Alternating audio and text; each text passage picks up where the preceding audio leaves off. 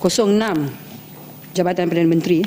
Pertama sekali saya nak mengucapkan tahniah kepada Yang Amat Berhormat Perdana Menteri kerana menjadi ataupun boleh dianggap sebagai satu-satunya calang pemimpin di dunia yang melihat penting dan wajibnya memberi sokongan dan melihat kejayaan bagi syarikat-syarikat internet antarabangsa seperti Google, Facebook dan Twitter. Jadi saya dimaklumkan Perdana Menteri kita lah antara Perdana Menteri yang pertama di dunia yang begitu peka pada isu-isu teknologi. Jadi saya mengucapkan tahniah kepada Yang Amat Berhormat. Keduanya dalam aspek unit penjenamaan negara, sahabat-sahabat pembangkang kita banyak mempersoalkan.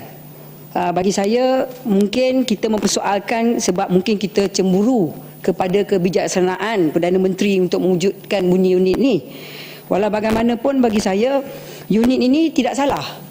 Dan mungkin yang boleh saya cadangkan untuk memberikan keyakinan dan kepastian unit ini kepada wakil-wakil rakyat pembangkang tu, mungkin unit ini boleh mewujudkan satu kerjasama bukan saja daripada unit tu sendiri tetapi dengan contohnya Tourism Malaysia kerjasama bersama dengan wakil-wakil daripada MITI ataupun juga bekerjasama dengan elemen-elemen yang dapat mempromosikan negara. Kalau kita tengok unit penjenamaan negara ni, aspek kita promosi negara kita ni satu pendekatan yang penting. Kita tidak mahu hanya melihat Malaysia ni sebagai negara yang berjaya membawa pelancong, tetapi juga kita mahu melihat Malaysia ni sebagai sebuah negara yang dilihat antara negara yang begitu berjaya mewujudkan aman damai dan juga sebuah negara yang memang banyak orang-orang luar nak datang ke negara kita. Itu sebabnya Datuk Timbalan Speaker, saya tengok dalam aspek butiran 06 ini dan saya mencadangkan dalam aspek ini perlu kita mewujudkan unit penjenamaan negara ni ke peringkat negeri-negeri.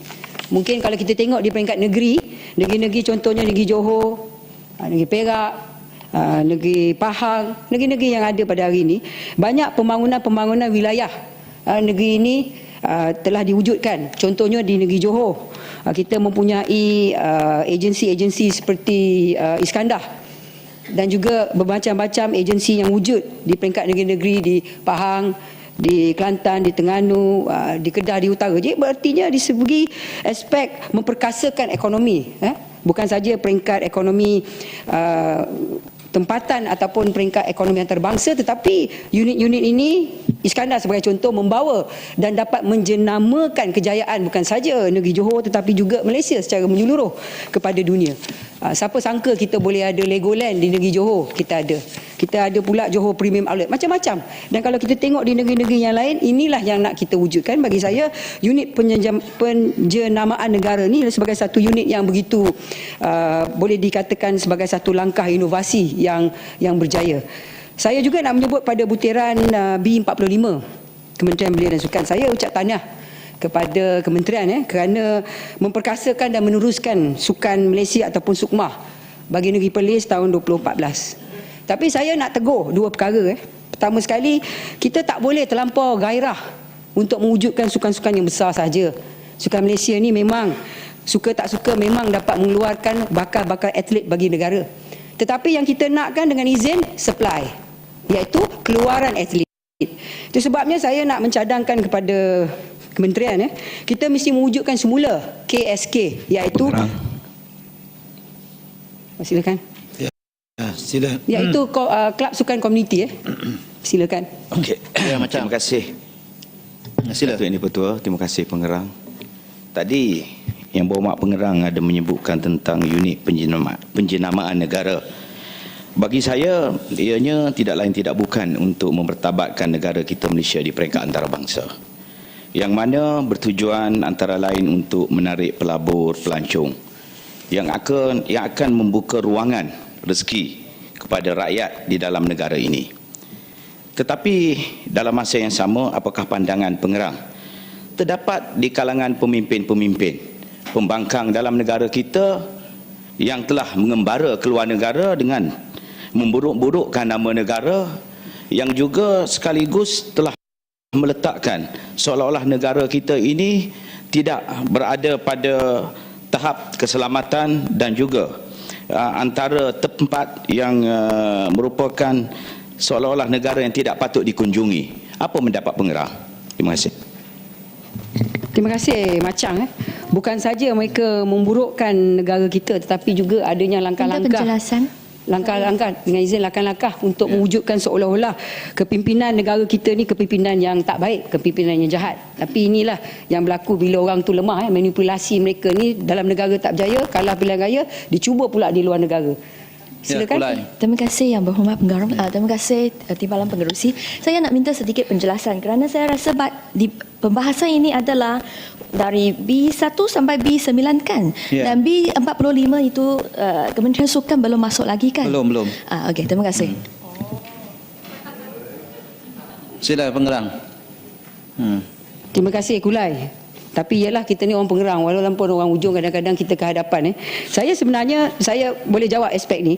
Tapi kalau kita tengok, bila bercakap tentang negara kita secara umum, secara umum kalau kita tengok, saya melihat bahawa bila kita tengok di segi perbelanjaan tambahan setiap tahun di parlimen ini, sama ada wakil rakyat kita yang baru ataupun lama, suka tak suka memang kita boleh lihat bahawa ini adalah kerajaan yang bertanggungjawab. Tetapi saya nak tegur juga pada satu aspek, itu B01 iaitu parlimen.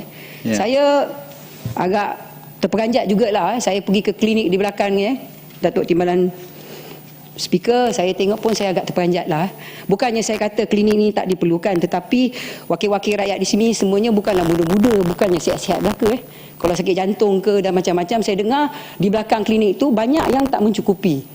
Itu sebabnya bagi saya, walaupun kita membuatkan permohonan tambahan sebanyak 1370000, bagi saya kita mesti mempunyai dengan izin kebijaksanaan. Sebab suka tak suka, kita sebagai ahli parlimen ni boleh dilihat sebagai 3 elemen kerajaan, bukan 3 elemen yang mewujudkan sistem demokrasi dalam negara, iaitu dengan izin judiciary, executive and legislature. Jadi maknanya dengan izin, kita parlimen ni adalah antara badan yang paling tinggi. Saya ucap terima kasihlah kepada Felda sebab dia nak bagi makan kepada beberapa orang wakil rakyat. Tetapi sepatutnya dalam hal ni saya tengok kewujudan ahli-ahli parlimen di dalam kawasan parlimen, nak katakan menaik taraf bangunan parlimen ni, ini mesti menjadi satu tanggungjawab yang begitu besar untuk ditentukan dapat dilaksanakan. Sebab kadang-kadang bila rakyat kita turun ke parlimen ni, nanti dia tengok keadaan parlimen kita macam ni, ada doktor pun barang-barang nak menjaga kesihatan pun tak mencukupi. Nanti ada pula yang mengatakan bahawa parlimen kita ni macam tak ada standard dengan izin.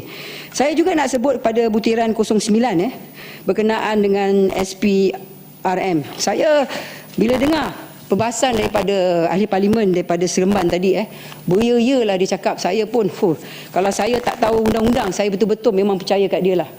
Sebab inilah cara dia, bila dia dalam dewan dia bercakap, tak apa dia bercakap, tetapi kadang-kadang luar dewan dia bercakap benda yang sama. Dia berkata bahawa tindakan tak dibuat, kononnya SPRM nak laksana pun tak mampu, macam-macam yang dia cakap. Jadi bagi saya dalam perkara ni, Datuk Timbalan Speaker, kita kena profesional lah. Saya kadang-kadang rasa terkilan lah bila ada antara sahabat-sahabat mereka, bila dikenakan tindakan undang-undang, didapati tak bersalah, dia kata sistem tu sistem hebat. Tetapi bila siasatan dan tindakan dilakukan kepada ahli-ahli Barisan Nasional, tak kisahlah UMNO ke, MIC ke, MCA ke, Gerakan ke, semuanya tak betul. Hakim tipu, pendakwa ambil duit, macam-macam yang dia tuduh.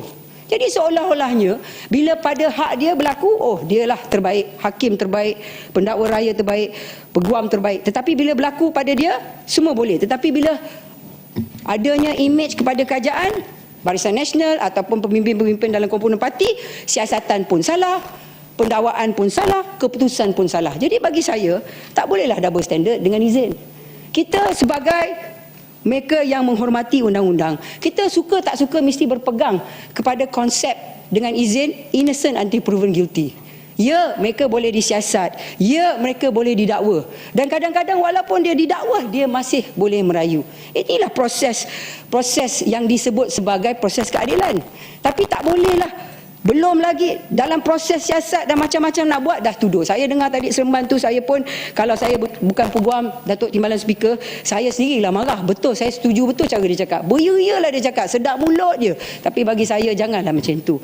Kita mesti mempunyai, ya memang kita parti politik yang berlainan. Tetapi yang penting, kita mesti meletakkan keutamaan kita adalah kepada rakyat kita. Ya, Jelubu bangun. Terima kasih pengerang, terima kasih Speaker. Berkaitan dengan perkara yang dibangkitkan oleh Seremban sebentar tadi, jelas di bawah SPR itu. Jadi perkara yang dibangkitkan itu, pertama sekali orang yang didakwa disebut itu tidak ada dalam dewan ini. Berkali-kali disebut. Jadi saya melihat perkara yang dibangkitkan itu mungkin nanti pengerang boleh membantu atau menjelaskan. Cuba dipolitikkan. Cuba mengaitkan soal transaksi 10 juta terhadap kesalahan di bawah perkara berkaitan dengan rasuah dengan hukuman terhadap money changer berkenaan. Jadi dia cuba mengaitkan dua perkara yang berbeza.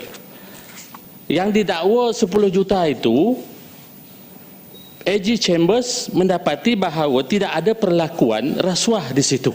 Sebab itu tidak didakwa Menteri Besar Negeri Sembilan itu. Itu isunya. Tetapi dikatakan AG Chamber melakukan pendakwaan terpilih. Dikaitkan dengan pendakwaan terhadap money changer itu atau penguruk wang itu dalam kes itu. Jadi penguruk wang ini melakukan kesalahan di bawah Akta Bank Negara. Tidak ada kaitan dengan kesalahan jenayah atau perasuah yang cuba dikaitkan dengan Menteri Besar itu. Sebab sumber yang Menteri Besar ada itu bukan daripada pendapatan rasuah, tetapi dia cuba mengelirukan dan politisaikan isu ini. Kenapa money changer dihukum dan orang yang membuat transaksi itu tidak dihukum, sedangkan dua isu itu perkara yang berbeza. Dan inilah saya minta pengerang mungkin boleh membantu menjelaskan isu ini. Terima kasih. Terima kasih Encik Lubu. Inilah yang saya katakan, bila siasatan dilakukan kepada pemimpin politik Barisan Nasional, minyak wangi pun dia katanya busuk.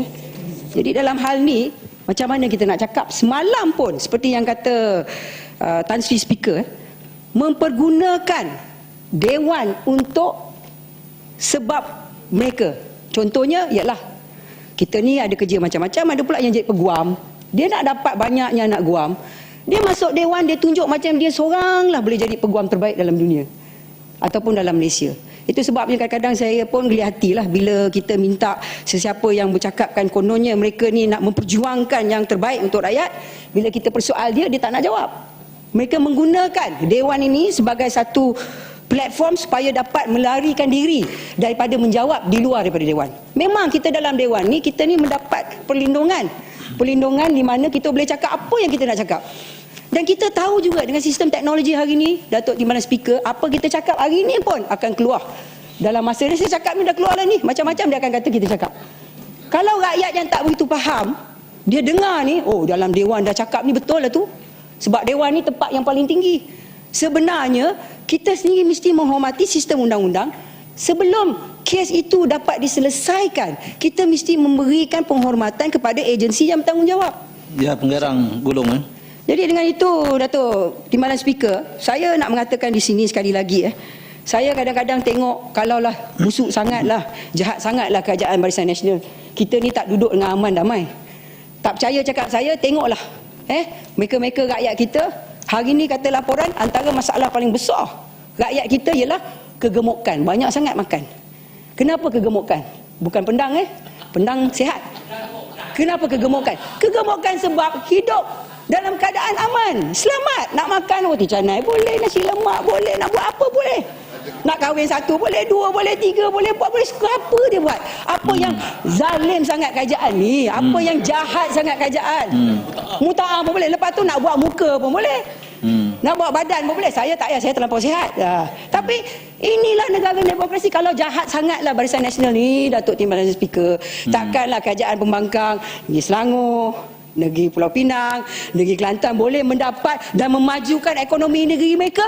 Macam-macam dia boleh dapat. Diri sebelah Sultan, diri sebelah Speaker, dapat Datuk Seri, macam-macam dapat. Tapi bila pilihan raya, kita menang kat negeri, dia kata kita tipu.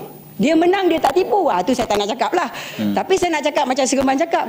Jangan kita membuat tuduhan sehinggalah habis penyelesaian. Kalau agensi itu tak nak bertindak, Dia orang ni semua ramai peguam, buatlah tindakan kat luar, samalah agensi tu sampai kiamat. Tapi janganlah, sebabnya kita Barisan Nasional, minyak wangi pun busuk.